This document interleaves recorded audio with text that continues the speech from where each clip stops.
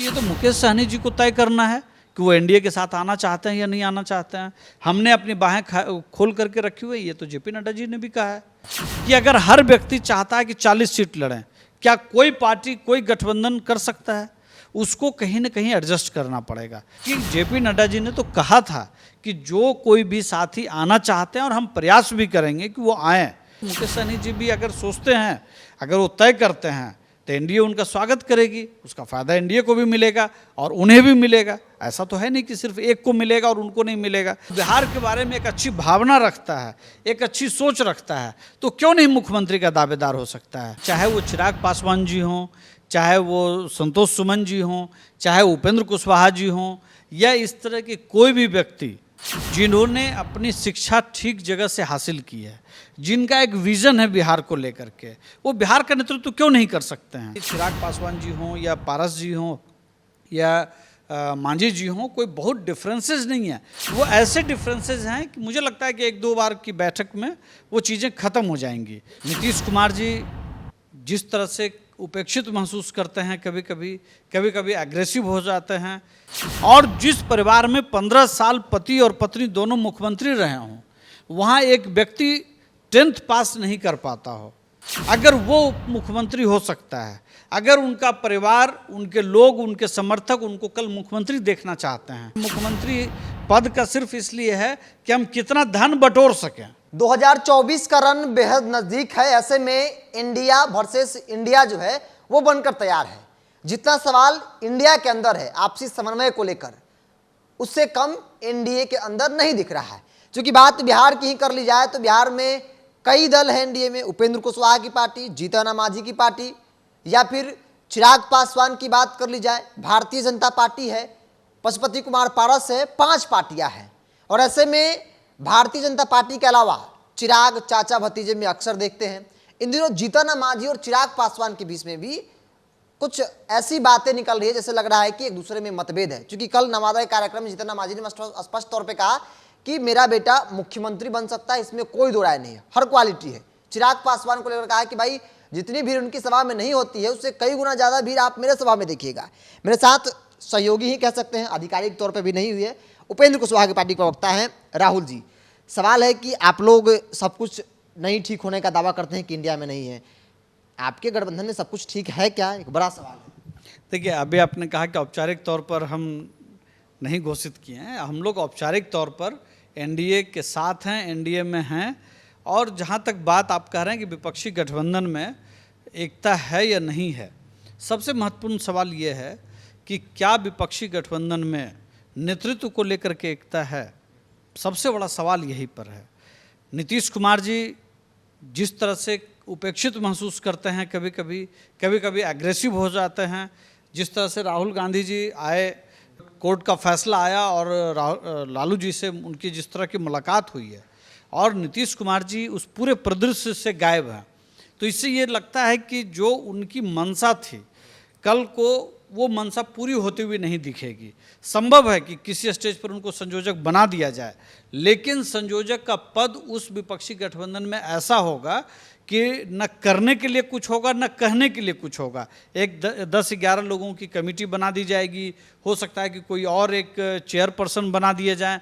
एक तरह से नीतीश कुमार जी का रोल अगर होगा भी तो कहीं ना कहीं लिमिटेड होगा। और तब जो क्लैश है ममता बनर्जी जी का, शरद पवार जी का और तमाम लोगों का, आप देखते हैं केजरीवाल जी का भी, वहाँ नेतृत्व को लेकर के सवाल है। हमारे यहाँ जिसकी बात आप कर रहे हैं, हम अभी गठबंधन, मैंने आपको पिछली बार भी कहा था कि अभी गठबंधन की पहली बैठक हुई है। आने वाले दिनों में हर एक मुद्दे को हम लोग सॉर्ट आउट करेंगे। जब तक ये चीज़ें नहीं होती हैं या उस दिशा में नहीं बढ़ती हैं, तो हर पार्टी अपने अपने जो टारगेट समूह है, जिस समूह को समझते हैं कि हम इसका प्रतिनिधित्व करते हैं, उसके लिए वो ज़्यादा से ज़्यादा शेयर की मंशा रखते हैं। दूसरी बात कि आपके जैसे पत्रकार साथी, या आप नहीं, मतलब बहुत सारे पत्रकार साथी बिल्कुल माइक पर इतना दबाव बनाते हैं कि कई बार क्या होता है कि हम अगर नहीं भी कोई बात कहना चाहें तो जवाब देना पड़ता है। ऐसी कोई बात नहीं है कि चिराग पासवान जी हों या पारस जी हों या मांझी जी हों, कोई बहुत डिफरेंसेस नहीं है। वो ऐसे डिफरेंसेस हैं कि मुझे लगता है कि 1-2 बार की बैठक में वो चीज़ें खत्म हो जाएंगी। महत्वाकांक्षी जहाँ तक हमारी पार्टी का सवाल है, तो हमारी पार्टी का तो किसी से कोई डिफरेंस नहीं है। हमने पहले दिन से कहा कि बिहार को बदलने में हमारा एक महत्वपूर्ण रोल होगा, लेकिन एक सहयोगी के तौर पर होगा। हमारा एजेंडा बहुत क्लियर है, हम पहले दिन से इसको लेकर के क्लियर हैं। लेकिन आपका क्लियर है, दिख रहा है क्लियर तस्वीर, लेकिन जो महत्वाकांक्षा है, चाहे वो चिराग पासवान की पार्टी की हो, चिराग पासवान की हो या फिर जीतन राम की हो, भाई मुख्यमंत्री चिराग को बनना है, भावी मुख्यमंत्री के तौर पर पार्टी प्रोजेक्ट कर रही है। जीतन राम भी लगातार कर रहे हैं कि मेरा बेटा कम किसी से है क्या, इनमें भी हर वो क्वालिटी है, ये भी एक दिन सेवा कर सकता है और मौका मिलेगा तो बेहतर करके दिखाएगा, चिराग से मुकाबला किया जाए। बिल्कुल, इसमें कहीं कोई दो राय नहीं है। चाहे वो चिराग पासवान जी हों, चाहे वो संतोष सुमन जी हों, चाहे उपेंद्र कुशवाहा जी हों, या इस तरह के कोई भी व्यक्ति जिन्होंने अपनी शिक्षा ठीक जगह से हासिल की है, जिनका एक विज़न है बिहार को लेकर के, वो बिहार का नेतृत्व क्यों नहीं कर सकते हैं। अगर इस बिहार ने एक ऐसा मुख्यमंत्री देखा जिसके पति माननीय लालू प्रसाद जी जेल जा रहे थे, तो उन्होंने एक केयर टेकर के तौर पर एक अशिक्षित महिला को उन्होंने मुख्यमंत्री पद पर बिठाने का काम किया। और जिस परिवार में 15 साल पति और पत्नी दोनों मुख्यमंत्री रहे हों, वहाँ एक व्यक्ति 10th पास नहीं कर पाता हो, अगर वो मुख्यमंत्री हो सकता है, अगर उनका परिवार, उनके लोग, उनके समर्थक उनको कल मुख्यमंत्री देखना चाहते हैं, तो एक व्यक्ति अगर PhD किया हुआ है, अगर वो ग्रेजुएट है, अगर वो अच्छे संस्थान से पढ़ा है और बिहार के बारे में एक अच्छी भावना रखता है, एक अच्छी सोच रखता है, तो क्यों नहीं मुख्यमंत्री का दावेदार हो सकता है। क्या आपके बारे में आपके पिताजी नहीं सोचते होंगे कि एक दिन आप एक बहुत बड़े संपादक बने?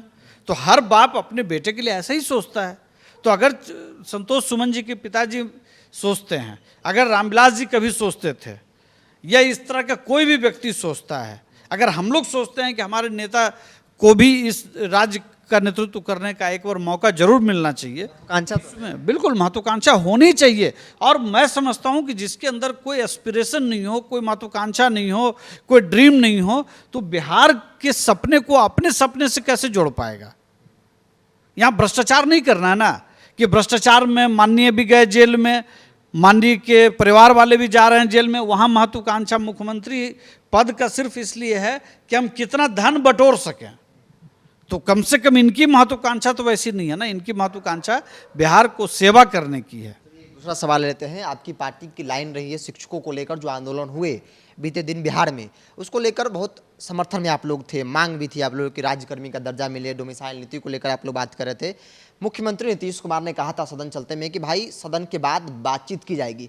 अब वो अपने सहयोगी दल से बातचीत के जो सवाल उठा रहे थे, बातचीत किया, कहा सकारात्मक बातचीत हुई, और कहा जा रहा है कि जो नियोजित शिक्षकों की मांग थी अस्थायी राज्यकर्मी का दर्जा मिले, वो 15 अगस्त से पहले, तो अब आप लोग को उम्मीद है कि भाई जो मांग थी वो पूरा मुख्यमंत्री कर रहे हैं।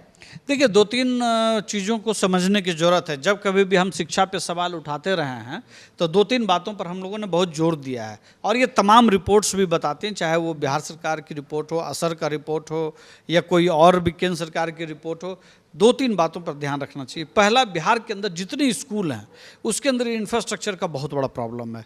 इवन बेसिक टॉयलेट तक बच्चों को उपलब्ध नहीं है। मतलब मैं समझता हूँ कि 50,000 से ज़्यादा, एक रिपोर्ट में मैंने कहीं देखा था, मुझे रिपोर्ट के नाम याद नहीं है, 50,000 से ज़्यादा स्कूलों में टॉयलेट नहीं है, कमरे नहीं है। अभी आपने देखा और के पाठक ने कहा कि दरी और कनात लगा करके स्कूलों को संचालित किया जाए। अभी हमारे नेता माननीय उपेंद्र कुशवाहा जी कल सुपौल के दौरे पर थे, वहाँ उन्होंने अति पिछड़ा के लिए जो स्कूल चलाए जा रहे हैं कर्पूरी ठाकुर जी के नाम पे, उस स्कूल का दौरा उन्होंने किया था। उसकी हालत आप समझिए कि आप जब उस स्कूल में अपने बच्चे को डालते हैं तो आपको पहले अपना जमीर मारना पड़ेगा और अपने बच्चे के बारे में ये सोचना पड़ेगा कि ऐसी जगह पर भी पढ़ ले किसी तरह से। ये एस्पिरेशन आपके दिमाग में है कि पढ़ ले, लेकिन वो नारकीय जिंदगी है वहाँ पे, वहाँ कोई इंफ्रास्ट्रक्चर नहीं है। तीसरी बात, जो सबसे महत्वपूर्ण बात हम समझते थे, हमारी पार्टी मानती है, सब दिन हम कहते थे कि तमाम जो शिक्षक हैं उसको आपने ही भर्ती किया है, माननीय नीतीश कुमार जी ने भर्ती किया है। आपने नंबर देख करके किया, डिग्री देख करके किया। अभी तक जो फर्जी डिग्री वाले हैं उस पर कोई कार्रवाई नहीं हुई है, वो पता नहीं कब होगा। लेकिन जब राज्यकर्मी का दर्जा की बात है, हम हमेशा इस बात के पक्षधर हैं कि राज्यकर्मी का दर्जा मिलना ही चाहिए, क्योंकि गलती आपने की है अगर वैसे शिक्षकों की भर्ती की जो कॉम्पिटेंट नहीं थे। तो हमने एक सुझाव दिया था कि एक इंटरनल परीक्षा कराइए, आप प्रतियोगिता परीक्षा मत कराइए, एक इंटरनल परीक्षा कराइए, और जिसमें एक बेसिक नंबर जो इतना कम से कम जिनको आता है उनको आप टीचर के तौर पर रखिए। बाकी लोग को गैर शैक्षणिक कार्य में, तमाम स्कूलों के अंदर आप जनगणना से लेकर के तमाम गैर शैक्षणिक कार्य हैं, जो शिक्षक हैं उनको मुख्य काम में लगाया जाए, और जो टीचर इस तरह से बच जाते हैं उनको दूसरे विभाग में भी अगर ट्रांसफ़र करके उसको एडजस्ट करने की ज़रूरत हो तो वहाँ एडजस्ट करिए। अगर आप तमाम लोगों को शिक्षक बना ही देते हैं राज्यकर्मी के तौर पर, तो कल भी वो नहीं पढ़ा रहे थे, कल भी नहीं पढ़ाएंगे। तो मेरा ये कहना है, माननीय उपेंद्र कुशवाहा जी का ये साफ साफ मानना है कि सभी को राज्यकर्मी का दर्जा दीजिए, लेकिन उसके अंदर छटनी करिए, जो नहीं पढ़ा सकने लायक हैं उनको कहीं और एडजस्ट करिए, और बाकी लोगों को सिर्फ शिक्षा के कार्य में लगाइए। एक सवाल है, हाल के दिनों में जब ट्रांसफ़र पोस्टिंग का विवाद हुआ, रोका गया, सीओ की जो ट्रांसफ़र हो रही थी, आज जनता दरबार में मुख्यमंत्री के सामने एक महिला पहुंचती है और कहती है कि भाई ज़मीन मापने के लिए जो है वो 50,000 रुपये मांगे जा रहे हैं। तो एक बड़ा सवाल खड़ा हुआ कि भाई नीतीश कुमार तो अपने आप को बताते हैं कि भाई कि हम ईमानदार हैं, गलत चीज़ ट्रांसफ़र पोस्टिंग नहीं हो सकती है, लेकिन धरातल पे वो चीज़ें नहीं दिख रही है। देखिए, बिहार के अंदर सबसे ज़्यादा अगर विवाद है तो वो ज़मीनी विवाद है। नीतीश कुमार जी ने एक अच्छा प्रयास किया कि ज़मीन का सर्वे किया जाए, और मंशा उनकी बहुत अच्छी थी, लेकिन जिस चीज़ पर उनका नियंत्रण नहीं है वो है अधिकारी, कर्मचारी। और मैं पहले भी कई बार कह चुका हूँ कि नीतीश कुमार जी बिल्कुल डिक्टेटरशिप चलाते हैं, और उनके अधिकारी उनसे ज़्यादा डिक्टेटर हैं, और ये तमाम लोग सिर्फ और सिर्फ भ्रष्टाचार में लिप्त हैं। नीतीश कुमार जी आते हैं, एक लाइन में कहते हैं कि जो ट्रांसफ़र पोस्टिंग सीओ और राजस्व अधिकारी का हुआ है उसमें बहुत सारी गड़बड़ियां हैं, कई मामले कहे जा रहे हैं कि भ्रष्टाचार का मामला था। तो आपने तो अपना चेहरा बचा लिया, लेकिन क्या इस बदलाव के बाद भी जो जनता को सहूलियत मिलनी चाहिए थी, भ्रष्टाचार से जो मुक्ति मिलनी चाहिए थी, क्या वो मिला? सबसे महत्वपूर्ण सवाल यही है कि आपके सीओ, आपके राजस्व अधिकारी, आपके कर्मचारी कोई भी सर्वे लाखों के ट्रांजैक्शन के बगैर नहीं कर रहे हैं। आप गांव के अंदर, आप मीडिया के साथियों से मैं अपील करूंगा, सरकार एक सर्वे स्वतंत्र एजेंसी से करा ले कि एक भी लैंड का क्या सर्वे सेटलमेंट का जो काम चल रहा है, क्या उसके अंदर पैसे का लेन देन नहीं हुआ है। मैं ऐसे तमाम किस्से जानता हूं जहां पे उनको बगैर पैसे का नहीं देने पे कहा गया कि आपका हम सर्वे में सरकारी ज़मीन दिखा देंगे, घर मजरूआ दिखा, मतलब डराया जाता है, और लोग डर से पैसे देने के लिए मजबूर हैं, वो लंबी पेचीदगी में नहीं जाना चाहते हैं। बहुत छोटा टाइपो एरर में भी अगर किसी का प्लॉट का एंट्री हुआ है, अगर उसमें एक अंक भी इधर से उधर हो गया है, तो लोगों की, एक व्यक्ति ने टाइपिंग एरर किया है, लेकिन जो स्टाफ है, लेकिन जिसका गलती होता है उसको एक लंबे प्रोसेस में महीनों गुजारना पड़ता है, और बिना पैसा दिए एक भी काम राजस्व विभाग में, सीओ के यहाँ, भूमि विभाग में नहीं हो रहा है। इस बात को समझना चाहिए, और नीतीश कुमार जी को जहाँ चोट करना चाहिए वो नहीं करते हैं, क्योंकि वो जानते हैं कि इसी पैसे से उनकी पार्टी चलती है। अगर ऐसा नहीं है तो तमाम सर्वे करा लें, तमाम रैंडम सैंपल सर्वे करा करके उन तमाम अधिकारियों को बर्खास्त करने का काम करें जो सर्वे और सेटलमेंट के नाम पे पैसे लाखों लाख की वसूली हो रही है। एक अंतिम सवाल ले लेते हैं। आमतौर पे एनडीए और इंडिया दो खेमा है, लेकिन कुछ ऐसे भी दल हैं जो अपना शक्ति दिखा रहे हैं कि भाई मेरी ताकत है, पहचानिए और मुझे भी अपनाइए, नहीं तो चुनाव के वक्त जो है वो नुकसान होने वाला है। मुकेश सहनी को लेकर भी कई सवाल। मुकेश सहनी यात्रा कर रहे हैं, भीड़ दिखा रहे हैं, ताकत दिखा रहे हैं, भारतीय जनता पार्टी को क्लेम भी कर रहे हैं कि भारतीय जनता पार्टी ने मुझे ठगा है। आपको नहीं लगता कि मुकेश सहनी आ जाएंगे तो आप लोग और मजबूत हो जाइएगा? देखिए, मुकेश सहनी जी क्या चाहते हैं या क्या नहीं चाहते हैं, ये तो मुकेश सहनी जी बता पाएंगे। हमारा एनडीए जो पिछले दिनों जो बैठक हुई थी वो है, और आपको याद होगा उसके एक दिन पहले भाजपा के राष्ट्रीय अध्यक्ष जेपी नड्डा जी ने बहुत स्पष्ट शब्दों में कहा था कि हम उन तमाम लोगों का स्वागत करेंगे जो आना चाहेंगे, जो सबके साथ मिल करके चलना चाहेंगे। तो ये तो मुकेश सहनी जी को तय करना है कि वो एनडीए के साथ आना चाहते हैं या नहीं आना चाहते हैं।